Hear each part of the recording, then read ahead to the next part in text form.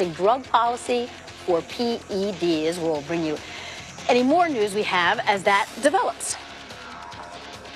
This just in to SportsCenter. Our Adam Schefter reporting. Who's been all over this news today. Team no sleep. He's got the phone handy. Busy day. Case Keenum does intend to sign with the Broncos. Andrew Norwell sets the market for interior offensive linemen here. Allen Robinson is headed to Chicago. Sammy Watkins going to the Chiefs. Drew Brees has a 2-year, $50 million deal done with New Orleans Saints. Kirk Cousins plans to sign with the Minnesota Vikings. Going 20 minutes, stuff's happening. What's going on? The Arizona Cardinals intend to sign Sam Bradford. Former Patriots cornerback Malcolm Butler intends to sign with the Titans. Some big news out of Green Bay. Gone is Nelson. In is tight end Jimmy Graham. Tremaine Johnson will get big money in the big city. Teddy Bridgewater reportedly planning to sign a 1-year deal with the Jets. The moves are rolling right now. Deion Lewis moves on and now becomes a Tennessee Titan. And Cleveland Browns are expected to reach an agreement with Carlos Hyde. Nate Solder going to be the blindside protector for Eli Manning and company. The Arizona Cardinals announcing that the Honey Badger has been handed his welcome. Okay, and Ndamukong Suh released by the Dolphins. Muhammad Wilkerson goes to the Green Bay Packers. Tom Savage is going to the New Orleans Saints. A.J. McCarron joins the transaction list, headed to Buffalo, 2-year deal. See you, what, in about 45 seconds, 50 seconds when the phone maybe sooner than that. And recapping some of the latest free agent moves. Former Jets tight end Austin Seferian-Jenkins is headed to Jacksonville. We're going to skip this for a second. Adam, let's hit on some big names here. Ndamukong Suh visiting the Saints today. Yeah, Saints today. We'll be visiting with him later in the day, meeting with Saints officials. They know how much improvement he could mean to their defense, but it's not just the Saints, Susie. He is then scheduled to go on to Tennessee to meet with the Titans officials. Can you imagine Ndamukong Suh and Jarrell Casey in the center of a defensive line? That would be a formidable combination. All right, so let's stay with the big guys on the defensive line. Sheldon Richardson. Yeah, was in Minnesota yesterday. The Vikings are interested in signing him. They'd like to get a deal done. Sheldon Richardson being very selective. Obviously, Seattle would still like him back. Wants to see if it can retain his services, having surrendered the second-round draft pick last year to the New York Jets. So Seattle would like to keep him. Minnesota in play. And we'll see if any other teams pop up for the services of Sheldon Richardson. And now, recapping some of the other free agent moves. Former Jets tight end Austin Seferian-Jenkins headed to Jacksonville on a 2-year, $10 million deal. Seferian-Jenkins posted a thank you to the Jets on Instagram and added, "Jacksonville, I'm ready for you." Former Falcons defensive tackle Dontari Poe heading to the Panthers. Poe agreed to a 3-year, $27 million contract, as first reported by the Washington Post. He will replace Star Lotulelei, who left to sign with the Bills. And the Jets are bringing back cornerback Morrus Claiborne, who agreed to a 1-year, $7 million contract, as first reported by the NFL Network and confirmed by ESPN. Claiborne expect to join former Rams cornerback Tremaine Johnson in their secondary. Adrian Peterson is still among the running backs looking for a team. Peterson was released from the Cardinals last week. He was on First Take today to discuss a spot he'd like to end up. It has always been my dream to come back home and play. Taking it that I've been living in Houston for over a decade, that would be a perfect landing spot here in my backyard. It would make things very convenient. Not only that, it's a great organization to be a part of, great defense. With Watson at the quarterback position, some great young receivers. I've been watching them the past couple of years, and I've seen the pieces they have added to get to where they are now. So I feel like personally, when I look at the team, I feel like I could add to that running back room and really make a good running game dominant. Well, that sounds good. Adam, how long do you think it might take for Peterson to land? Well, last year it took a while for him to land before he surfaced in New Orleans. I think it was about a month. It was right before the draft that he wound up surfacing, and it's another year later, so you can't imagine that the appetite's going to be any stronger than it was at this time last year. But Houston would be a great fit. Love to see the Texans take a gamble on Adrian Peterson. I think the fan base there would like it. I think that he could bring some contributions to that Texans offense. But again, this is the waiting game that Adrian Peterson now is going to be playing. The way he's talking, it sounds like he understands, look, if I go to a place like Houston, I'm going to have a role. I'm not going to be the guy like I was earlier in my career. And I think that would be important. If Houston could use him in a way like that to complement Lamar Miller, the rest of their offense, I think that could work. But it sounds like he's made his peace with at least being that guy that's going to have to be sort of, not what he did in Arizona last year after he signed there. He got traded there after David Johnson got hurt. But a piece of the backfield somewhere. And I think for him, most teams now are going to wait till all their other pieces sort of fall into place, and then if Adrian Peterson is then part of the puzzle, yes, because with all of the running backs in the draft, we have our guys that we want there. If we don't get those guys, if we wait till later rounds in the draft and we get those guys, and now let's look at them in mini camps a little bit, and those guys, he gets hurt, and we didn't think he was as good as he was.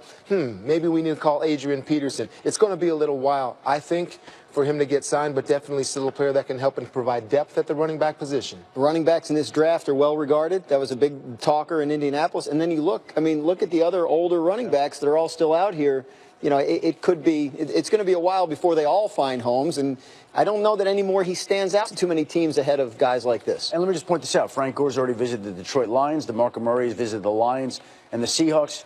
Adrian Peterson would like to play for the Texans. He's in Detroit today. He's in New England, right? Yeah. Jeremy Hill is with the New England Patriots on a visit. That would be a very Patriot-like signing. They've already signed Rex Burkhead from Cincinnati. Maybe they had another former Cincinnati Bengals running back in New England. To borrow some vernacular from the great Bill Polian, he talks about at the beginning of free agency is like shopping at Neiman Marcus, and then maybe it's Bloomingdale's, and today could be Nordstrom, which you can get some really great stuff there.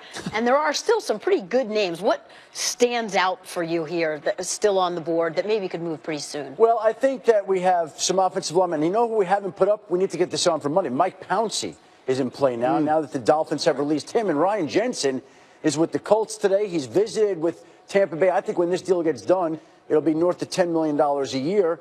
Mike Pouncey, obviously, is in a situation where there are openings. You got to see what happens with Ryan Jensen. John Sullivan's still out there talking to the Rams at this point in time. I think he winds up returning there. Also just released Michael Crabtree. Michael Crabtree is in Baltimore today. And really, this was an amazing situation because we now have Ryan Grant on this board. Ryan Grant failed his physical. Was off this board. He was with the Ravens, and we had to take him back up here because he did fail his physical after agreeing to a 4-year, $29 million contract. And what's amazing about that is he went to go take the physical. There was an ankle issue. His agent says he's been running, working out. He's never missed a game. Never missed a game. He said he could play tomorrow.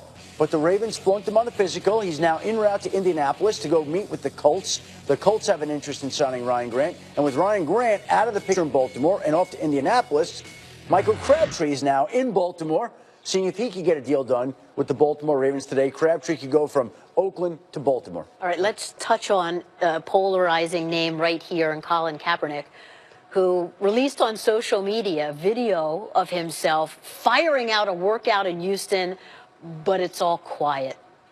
Anything there? Yeah, no, nothing there in terms of teams. And this is the same as a year ago, right? Where is the fit? Where is the team that's going to bring him in? We heard all the stuff last year. We've talked it to death on the air here about why teams are hesitant.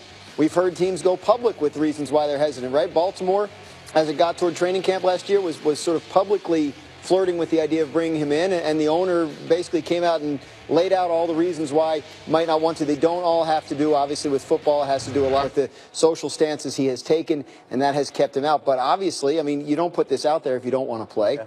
And I think he's probably challenging the league and some teams to say, hey, why don't you come take a look at me? There's definitely, look, I mean, we're down to slot 5 on quarterback, right? And not everybody's got their whole quarterback depth chart figured out yet. So he should find a home, but he probably should have found one last year, too. Somebody has to find a way to get him on a roster. Yep, I mean, I agree. When he was playing and he was, I mean, I'd much rather go up against a lot of other quarterbacks in the league. If I was a defensive coordinator, this guy would provide more headaches. It's been a while since he played. I understand that. I understand all the circumstances, maybe, why he didn't play last year. It's time, though.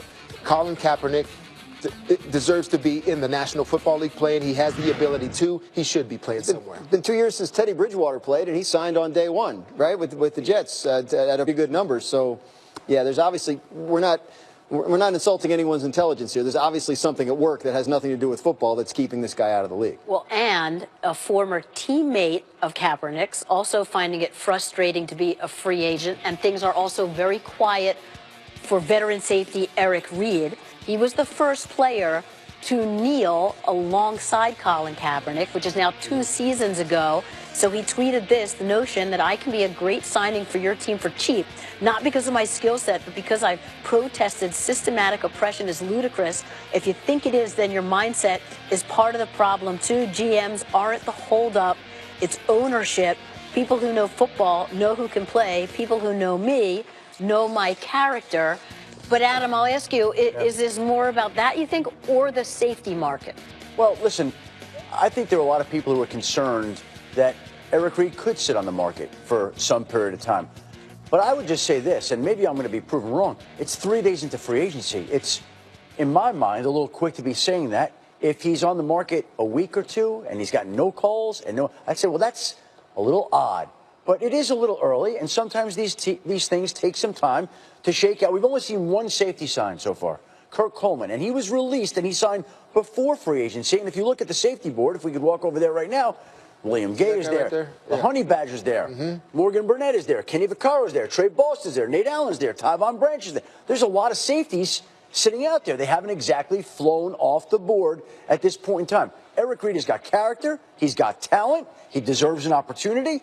Let's see how it shakes out. If it were me, and again, I'm not walking in his shoes, I think I would have just sat back and waited and not put a spotlight on the issue so early. That's me. I made some calls to the Players Association to see, what do you guys think about this and what he said. And they said they had their rep meeting last week in Las Vegas, and they spoke with Eric Reid. And the Players Union recently sent a letter, email letter to what they said was every player that they identified as having demonstrated last year, including the ones that only spoke up on the weekend, where the president spoke out on Friday night and everyone protested together.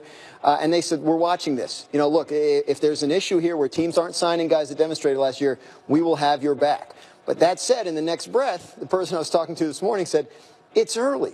Right. And to be saying these kinds of things a day into free agency doesn't probably help his cause, doesn't probably help other people's cause, and it might be a little too... Look, Tyrann Mathieu just got thrown out on the market. If you're looking at Eric Reid and all of a sudden Tyrann Mathieu's on the market, don't you have to step back and go, well, maybe let's see if we can get this guy first, and then maybe we'll move on to our original plan. And a lot of times that's how free agency works, is the top guys at the position go. And as soon as they go, everything else sort of falls into place. And we haven't seen the safety market fall into place just yet. And he might be right. He might be right. He might be. Say it's a little early. What he's talking about is out there. You're not helping yourself by calling out ownership in a tweet.